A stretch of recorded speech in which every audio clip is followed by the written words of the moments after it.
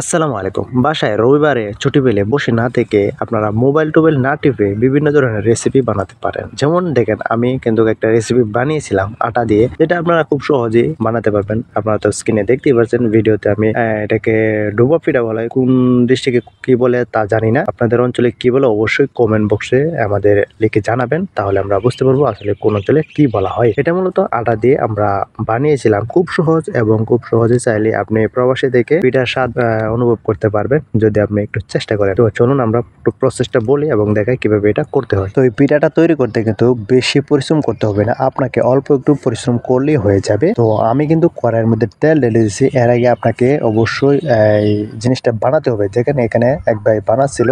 এই পিঠার রেসিপিটা গলতে মূলত আটার প্রয়োজন হয়। আপনারা পরিমাণ মতো আটা নিয়ে নেবেন এবং পরিমাণ মতো পানি নিয়ে নেবেন, চিনি নিয়ে নেবেন এবং লবণ নিয়ে নেবেন। এই ৩-৪টা আইটেম হলেই আপনার এই পিঠাটা বানানো একদম সহজ, একদম ইজিলি কিন্তু আপনার হয়ে যাবে আপনি যদি একটু চেষ্টা করেন। কারণ বসে থেকে কি লাভ? দেখেন ভাই, আমরা সারাদিন টিকটক ইত্যাদি এগুলো দেখে আমরা সময় কাটাই। তো আমরা এই টিকটক, ফেসবুক বা এগুলো থেকে একটু নিজেকে সরিয়ে আনি, কারণ এগুলো আমাদের হৃদয়কে মানে গ্রাস করে ফেলতেছে, এমন একটা অবস্থা হয়ে যাচ্ছে। সারা দিনই আমরা ফেসবুক, টিকটক অথবা মানে সময় পাইলে এগুলোই দেখি, ইউটিউব ইত্যাদি। তো যাই হোক, আমরা কিন্তু বানাইতেছিলাম এবং সুন্দর করে বানাইতেছিলাম। একের পর এক একজন দিচ্ছে এবং হয়ে যাচ্ছে সুন্দর করে। তো এটা বানাতে আপনি চাইলে একাও পারবেন, কোনো সমস্যা নেই। আমরা যেহেতু এখানে অনেকজন রয়েছে, অবশ্যই প্রবাসী যারা থাকি আমরা এখানে কিন্তু ১-২ জন থাকি না, কমপক্ষেও ৪-৫ জন একটা রুমে থাকি। তো অবশ্যই একজনের যখন একটা জিনিস বানাবে সে অবশ্যই তুলন করবে বা সাহায্য করতে আসবে, এটাই স্বাভাবিক। যদি আপনি বানাতে না পারেন, ইউটিউবে একটু সার্চ করে দেখবেন যে আসলে এই জিনিসগুলো কিভাবে বানানো হয় বা ডুবো পিঠা কিভাবে তৈরি হয়, ডুবো পিঠার রেসিপি কিভাবে বানানো হয়, একেবারে অটোমেটিক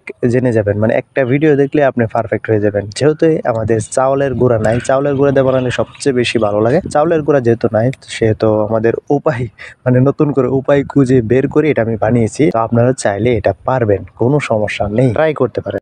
অবশ্যই যারা ভিডিওটা দেখছেন মাশাআল্লাহ বলবেন, কারণ এখানে কিন্তু মোটামুটি আলহামদুলিল্লাহ খুব সুন্দর হয়েছে, দেখতে খুব সুন্দর লাগছে এবং খেতেও খুব ভারী মজা লাগছিল। যেহেতু সবাইকে দেওয়া সম্ভব নয়, আমরা রুমমেট যারা রয়েছে তারাই খেয়েছিলাম। খুব সুন্দর করে ফুলে যাচ্ছিল এবং দেখতেও খুব একটা সুন্দর সুন্দর ভাব লাগছিল। তো দেখেন, প্রবাসে বসে থেকে আসলে কোনো লাভ নেই। যে কোনো একটা কিছু আপনি বানাতে থাকেন, দেখবেন একটা সময় আপনি মানে পারফেক্ট হয়ে যাবেন এবং ভবিষ্যতে আপনি চাইলে এটার বিজনেসও করতে পারেন। মানে এদেশে না, হয়তো আমাদের বাংলাদেশে করা যাবে সম্ভব, বা অন্যান্য রেসিপি আপনি ট্রাই করতে পারেন। আমি যে বলবো যে এটা নিয়ে আপনি ট্রাই করেন, এটা তো বাংলাদেশে গ্রাম অঞ্চলের পিঠা, এগুলো তো মানুষ গ্রাম অঞ্চলে পছন্দ করে বেশি। তো এখানে তো আর কেউ কিনে খাবে না। আপনি অন্য কিছু ট্রাই করতে পারেন, যেমন বাজা ইত্যাদি, বেগুনি, তারপর আরো অনেক কিছু নিজে নিজে বানাতে পারেন। মনে করেন যে প্রবাসে বসে থেকে তো লাভ নেই, বিভিন্ন জিনিস ট্রাই করতে পারেন। এটা আপনার একটা সুবর্ণ সুযোগ রয়েছে। কিন্তু দেশে গিয়ে কিন্তু আপনি এটা কখনো করতে পারবেন না, কারণ মানুষ থাকবে অনেক, মহিলারা থাকবে, আপনার মানে করতে নিজের কাছে একটা চক্ষু লজ্জা এসে যাবে, যার জন্য আপনি রান্নার ঘরেই যাবেন না। তো আপনি চাইলে বিদেশে বসে থেকে, মানে বিদেশে বসে না থেকে সময় পাইলে এই জিনিসগুলো বানাতে পারেন বা ট্রাই করতে পারেন। আরো বিভিন্ন ধরনের আইটেম আছে, আপনারা তো জানেন। ফেসবুক, ইউটিউবে দেখতে পারেন যে কিভাবে বানায় এই জিনিসগুলো বা রেসিপিগুলো কিভাবে তৈরি করে, মানে আপনারা দেখলেই পারবেন। তো ভিডিওতে অনেক কিছু বলা হয় না, অনেক কিছু বলতে গিয়ে ভুলও হয়ে গেছে। তো আপনারা অবশ্যই ক্ষমার সুন্দর দৃষ্টিতে দেখবেন এবং পরবর্তীতে কোন রেসিপি চান আমাদের কমেন্টে জানাতে পারেন। যারা শেষ পর্যন্ত ভিডিওটা দেখছেন অবশ্যই কমেন্টে জানাবেন। ধন্যবাদ সবাইকে।